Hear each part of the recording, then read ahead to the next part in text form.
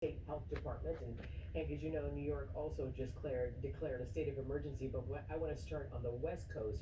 Talk to us about the rights those people have who we just announced or reported that once they disembark, they're going to be quarantined by the federal government. What are their rights?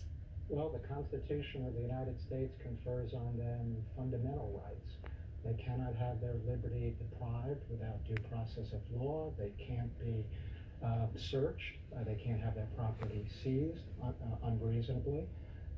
There's a complex interplay. Society has a right to be kept safe from communicable diseases, but individual liberties are also significant.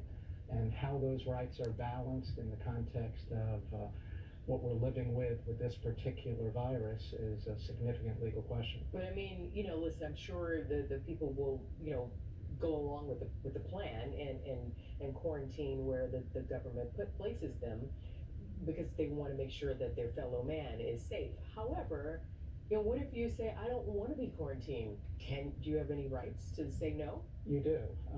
You have the right to say no, and you also ultimately have the right to have an administrative proceeding, a hearing, at which the government would have the burden of demonstrating that your continued confinement was necessary to protect the public health.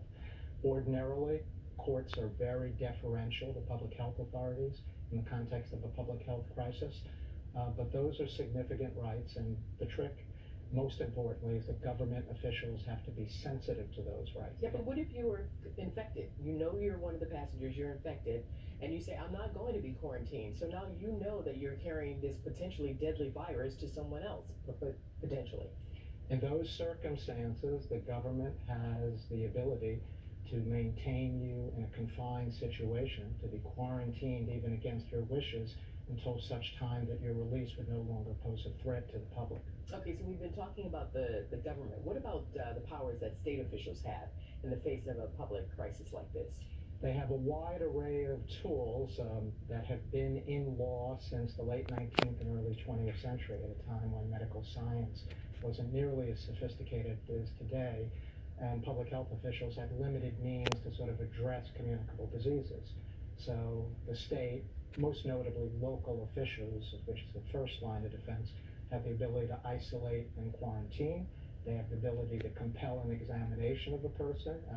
They have the ability to compel treatment. They have the ability to inspect and seize property, but only in circumstances where there is a demonstrated need. And when they assert that kind of authority, they have to do so in a way that's sensitive to individuals' constitutional rights. And if you could address this for me quickly in terms of civil liberties, there's a story in New York that's running on the news, local news here. There's a man on the subway yelling at an Asian man because he assumes, because he's Asian, that he has the coronavirus. This guy also pulled out some Febreze and sprayed on the guy's.